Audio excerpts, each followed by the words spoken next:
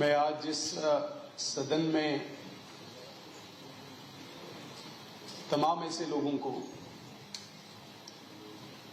जिन्होंने अपनी जान बरिसरन के उस वैली में गंवाई, देश के अलग अलग कोने से आए थे, उनके प्रति श्रद्धांजलि प्रकट करता हूं।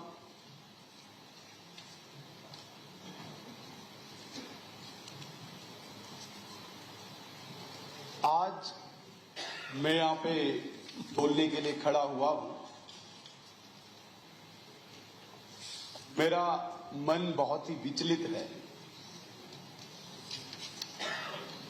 मेरी आवाज एक असहनीय पीड़ा के बोझ में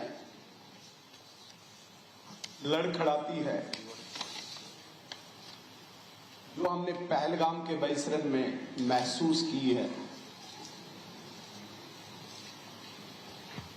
जम्मू कश्मीर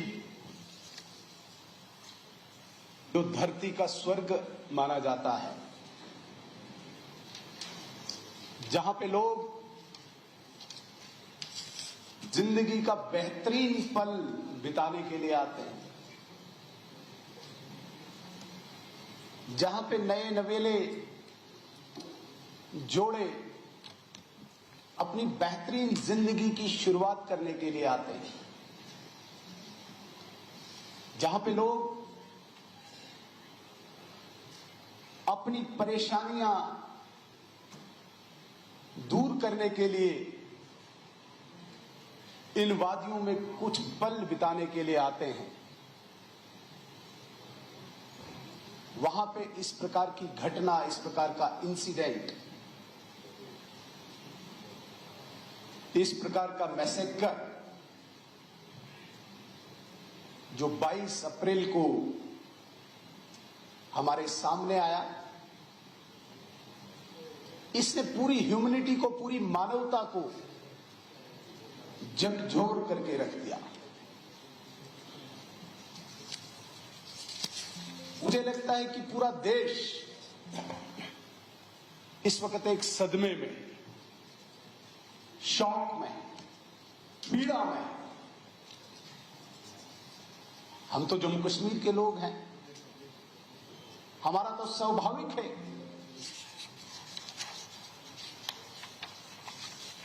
इस शोक में, इस दुख में एकजुट होकर एक आवाज बुलंद करना। हालांकि हमारे पास वो शब्द नहीं है, हमारे पास कोई जवाब नहीं है उन लोगों के लिए जिन्होंने अपनों को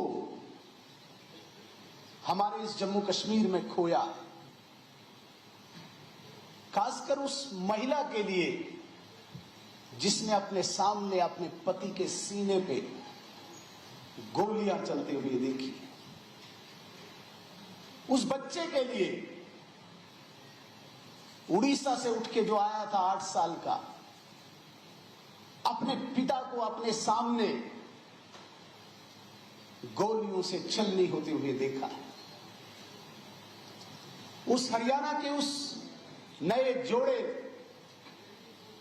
जिस एक नई दुल्हन ने, जिसकी कलाई में अभी वो चूड़ियां लगी हुई थी, अपने पति को गोलियों से छलनी होते हुए देखा। उस घोड़े वाले मां की आवाज जिसने अपने बच्चे को सुबह खाना खिला के रोजी रोटी कमाने के लिए बरिसरन की तरफ रवाना किया। उनका दुख हम सिर्फ देख सकते हैं, महसूस कर सकते हैं। हमारे पास कोई शब्द नहीं हो सकते हैं कि उनका कोई बोझ, उनका दुख हम कम कर सकें। लेकिन मैं एक सदन में एक बात जरूर कहना चाहूंगा। हम चुने हुए प्रतिनिधि हैं, हमारे ऊपर पूरे जम्मू कश्मीर के लोगों की इस वक्त नजरें हैं। मैं कहता हूं सिर्फ जम्मू कश्मीर नहीं, पूरा देश इस वक्त जम्मू कश्मीर की इस विधानसभा को देख रहा होगा। हम क्या एक्ट करते हैं, हम क्या प्रतिक्रिया देते हैं, एक एक शब्द को स्क्रूटनाइज पूरे देश में किया जाएगा।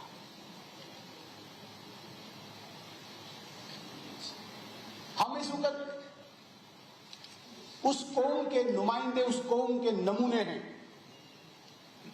जिस कौम ने 22 अप्रैल की शाम से ही 2 दिन लगातार कुछ खाए पिए, घर की चिंता किए बगैर हमारे आखिरी कोने केरन से लेकर लखनपुर तक सड़कों पे उतरकर देश दुनिया को एक मैसेज दिया कि बेशक 36 साल लगे हमें, लेकिन 36 साल के बाद इस वाकया ने जम्मू कश्मीर की जनता को एकजुट कर दिया, देश के साथ खड़े होने का एक संदेश दिया, एक मैसेज दिया कि नहीं, अब कोई भी मंसूबा हमें डिवाइड नहीं कर सकता, हमें विभाजित नहीं कर सकता। हम उसको उनके नुमाइंदे हैं। और मैं अप्रिशिएट करना चाहूंगा ऑनरेबल स्पीकर साहब को भी कि जिस प्रकार से ऑनरेबल सीएम साहब ने आज पार्टी मीटिंग बुला के सभी पार्टीज के नुमाइंदों को एक सूत्र में पिरोकर भारत सरकार को, भारतीयों को एक संदेश दिया कि जम्मू कश्मीर में हम एकजुट हैं, आपके साथ खड़े हैं। तुरंत उसी राह पर ऑनरेबल स्पीकर साहब ने आज इस विशेष सत्र को बुलाकर इस हाउस से, इस सदन से भी उसी मैसेज को दोहरा के एक संदेश, एक मैसेज, एक संकेत दिया है कि ये सदन भी इस वक्त गमजदा भी है और भारत के साथ खड़ा है। हालांकि इसमें कोई शक नहीं, बहुत सारे लोगों को एप्रीहेंशन भी थी, काफी लोग इंतजार में थे कि काश कोई शब्द निकले जिस शब्द को उछालकर राजनीति शुरू हो जाए। लेकिन मैं अप्रिशिएट करूंगा सबको, सब पार्टीज को आपने मौका दिया, लेकिन बड़े ही संयमित और देरीपूर्ण तरीके से सबने एक आवाज में कहा कि इस वक्त हम एकजुट हैं। राजनीति करने के मौके हमारे हजारों आएंगे, इसमें कोई शक नहीं। अभी हमने 1 महीना पूरा राजनीति की, हमने बहस की और वो होनी भी चाहिए, आगे भी होगी, होती रही है। हमने बजट पे बहस की, हमने डिपार्टमेंट्स पे बहस की, आरोप प्रत्यारोप लगाए हमने। वो एक बैटल ऑफ आइडियाज, वो तो होता चलेगा। लेकिन एक ऐसा पल, जिस पल को हमने बड़ी सूझबूझ से, बड़ी काबिलियत से उस पे अपनी ड्यूटी का, अपनी कर्तव्य का निर्वहन करते हुए, एक प्रदर्शन करते हुए संकेत, जो मैसेज एक देना था, नो डाउट आज वो इस हाउस में सबने करके दिखाया।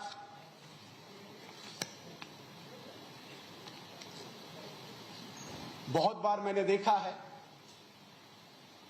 खासकर मेरी उम्र के लोगों ने, तो मुझे लगता है कि पूरी जिंदगी जब हमने इस जवानी की दहलीज पे कदम रखा है, तब से ही आतंकवाद को बड़ी नजदीक से देखा है, इसमें कोई शक नहीं।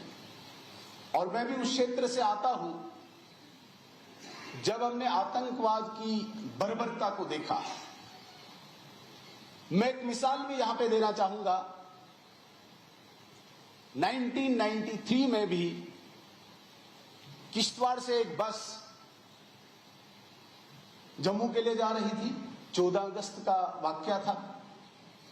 एक जगह आतंकियों ने उस बस को रोक के नाम और धर्म पूछ के अलग अलग किया और 16 लोगों को वहां पे उन्होंने कुर्बान कर दिया, शहीद कर दिया। धर्म और नाम पूछ। कई ऐसे वाकया हमारे सामने आए। एक हमारा अपना साथी है, आज भी मेरे साथ ही चलता है, जय सिंह उस लड़के का नाम है। धार पे गया हुआ था भेड़ बकरियों के साथ, अपनी मां के साथ। उसकी मां का सतन काट के उस जय सिंह के मुंह में ठूसा था। ये हमारी आंखों ने देखा है। एक और लड़का राकेश कुमार धार पे ही था, उसके भाई का कलेजा निकाल के बिल्कुल ओपन किया था, उसके भाई में ठूसा था। वो फोटोग्राफ्स स्वर्गीय अटल बिहारी वाजपेयी जी जब भारत को रिप्रेजेंट करने के लिए, हालांकि उस वक्त भारतीय जनता पार्टी अपोजिशन में थी, विपक्ष में थी, लेकिन तत्कालीन तब के प्रधानमंत्री स्वर्गीय नरसिम्हा राव जी ने भारत को रिप्रेजेंट करने के लिए स्वर्गीय अटल बिहारी वाजपेयी जी को जेनेवा भेजा था। और मुझे आज भी याद है वो फोटोग्राफ। अटल बिहारी वाजपेयी जी ने उस वर्ल्ड कॉन्फ्रेंस जो हुई थी, सब प्रतिनिधि उस कॉन्फ्रेंस में थे। वो जय सिंह की मां का चित्र और उस राकेश कुमार के भाई का चित्र स्वर्गीय अटल बिहारी वाजपेयी जी ने जेनेवा में दिखाया था। ऐसे बर्बर, ऐसे निर्मम चित्र देखकर भी हम इकट्ठे नहीं हो पाए थे। लेकिन आज जिस प्रकार से ये 26 लाशें हमारे जम्मू कश्मीर को लोगों को अक्रॉस रिलीजियस लाइन, 1 मिनट में किसी ने आह्वान नहीं किया, बगैर किसी के पहल किए हुए किस तरीके से इकट्ठे होकर एक आवाज बने, अब इस पर किसी की नजर नहीं लगनी चाहिए। और खासकर यह सबसे बड़ी जिम्मेदारी हम 90 लोगों की बनती है। भारत सरकार क्या करती है? कैबिनेट कमेटी ऑन सिक्योरिटी की मीटिंग में जो स्टेप्स उठाए गए, जिसमें ऑल पार्टी मीटिंग में हमारे सीएम साहब ने अप्रिशिएट भी किया और यह भी कहा कि आगे भी भारत सरकार इस आतंकवाद से लड़ने के लिए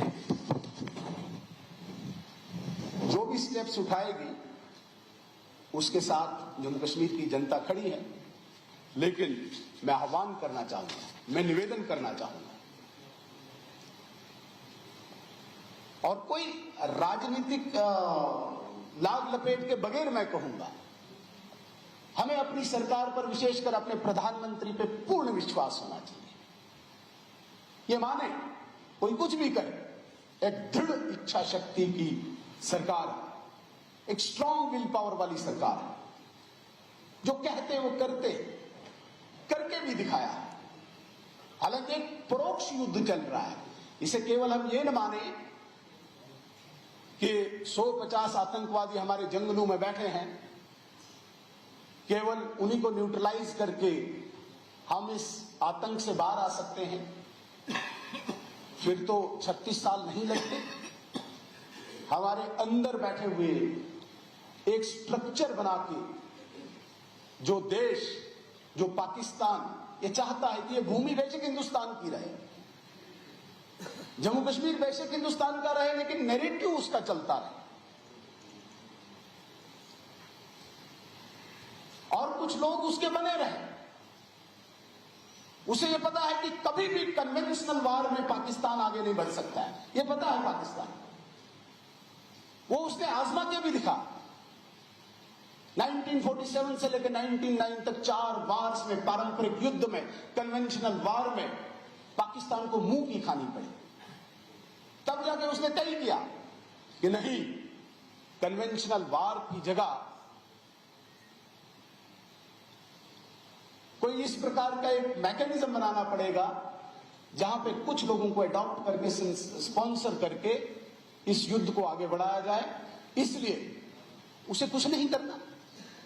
150 सालाना लोग तैयार कर रहे हैं, लफंगे दरिंदे जो भी देश में पड़े होंगे, किस तरीके से मोटिवेट करके उनको भेजना है और अपने नैरेटिव को जिंदा करके रखना है। मैंने अक्सर देखा है, अगर 1000 लोगों का एक झुंड, एक समूह, बड़े इंटेलेक्चुअल एलीट क्लास के भी होंगे, वहां पे एक मिसक्रेंट अपनी इंटेंशन लेके इस प्रकार की बात करके उस समूह को, उस झुंड को अपनी दिशा में ले चलता है,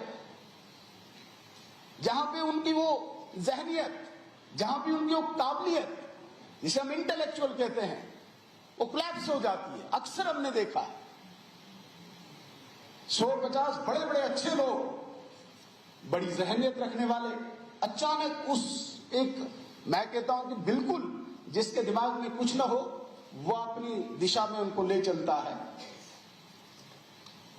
आज जिस प्रकार से हमारी इस जम्मू कश्मीर की कौम ने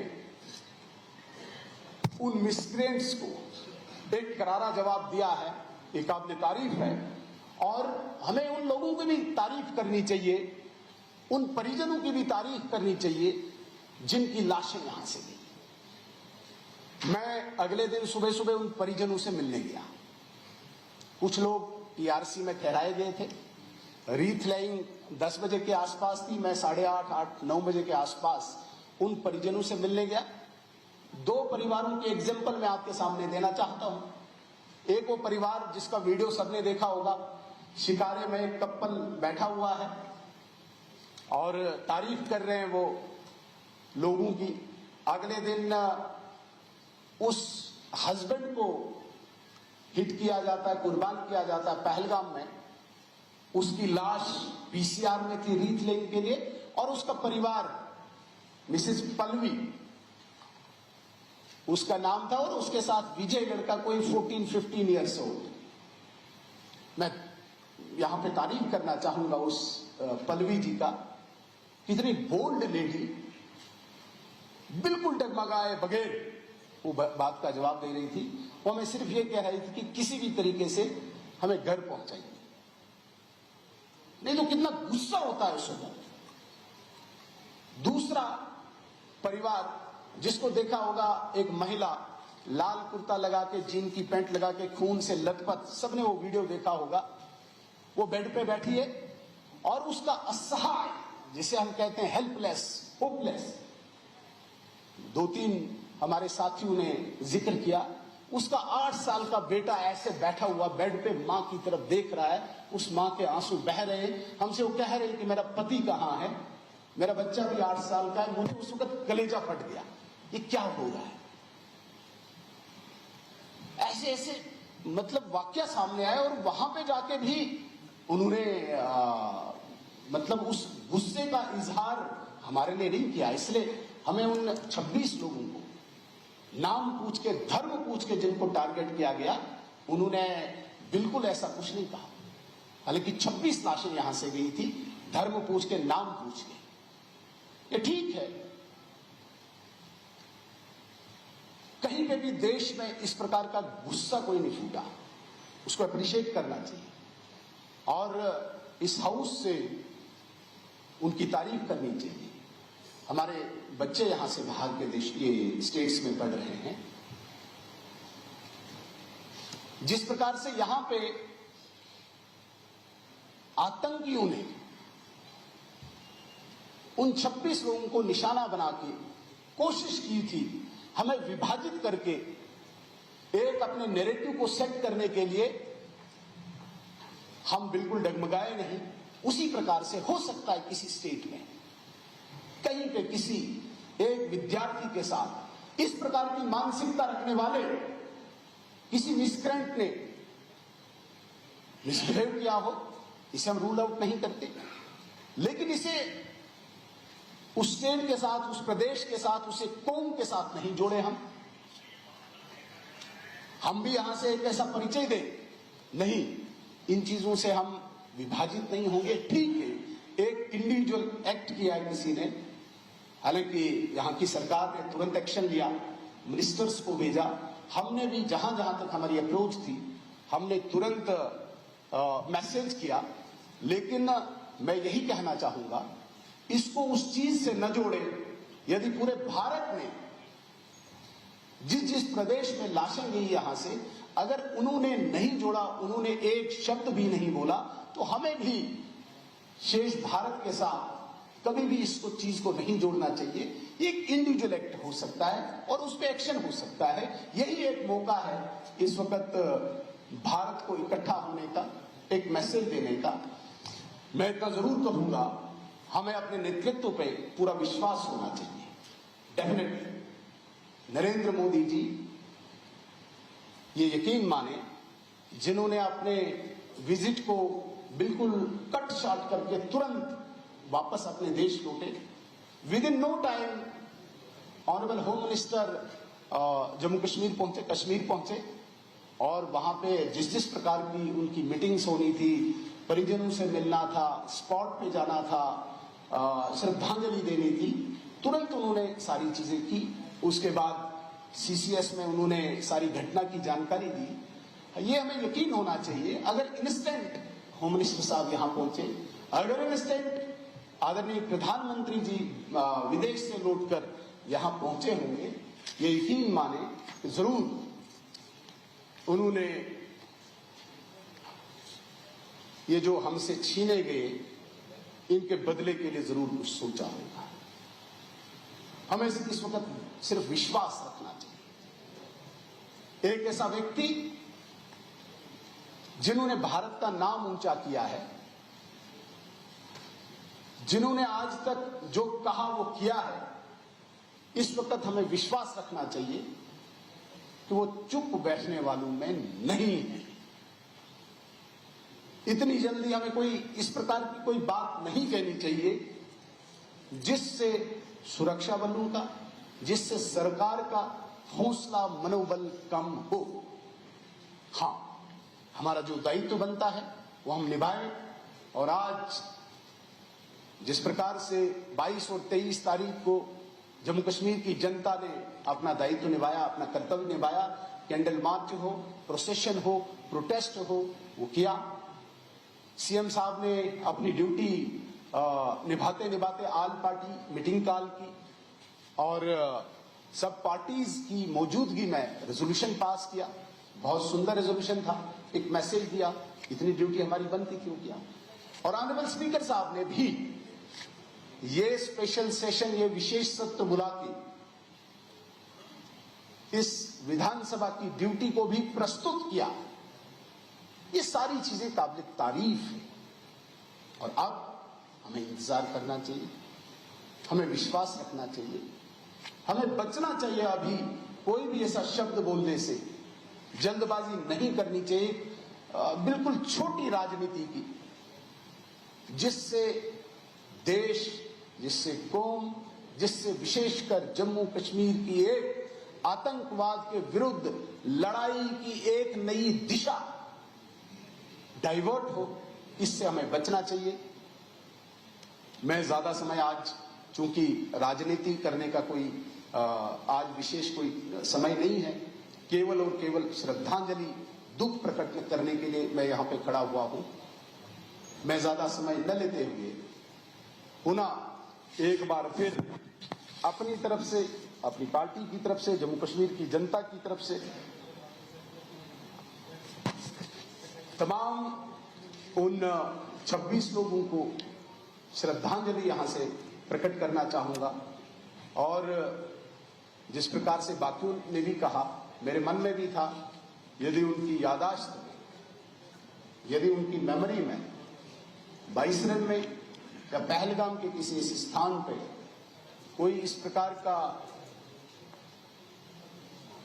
हम मॉन्यूमेंट, हम स्टैच्यू या किसी भी प्रकार का इनकी मेमोरी में कोई यादाश्त में वहां पे कोई काम कर सके तो हमें ज्वाइंटली करना चाहिए। वैसे तो हम 90 MLA हैं, अच्छा ये रहेगा कि अपनी सैलरी से ही थोड़ा थोड़ा डोनेट करके, कंट्रीब्यूट करके ये हम मैसेज दें कि विधानसभा में 26 प्रतिनिधि जो जम्मू कश्मीर की जनता को रिप्रेजेंट करती है, हम इन 26 लोगों के साथ हैं, हम इस भारत के साथ हैं। ये करना चाहिए। और जिस प्रकार से पाकिस्तान, जो काफी जगह ये क्लियर होता है कि ये एक आतंकवाद की फैक्ट्री और बार बार भारत में अशांति पैदा करने के लिए, हमारी कौम को डिवाइड करने के लिए यहाँ पे डिस्टरबेंस पैदा करने की कोशिश करता है। हालांकि रेजोल्यूशन में बहुत संयमित भाषा का उदाहरण प्रस्तुत किया है। अगर उसको भी कंडम करके हम इस मैसेज को और स्ट्रांग बनाएं तो बहुत अच्छी बात हो सकती है।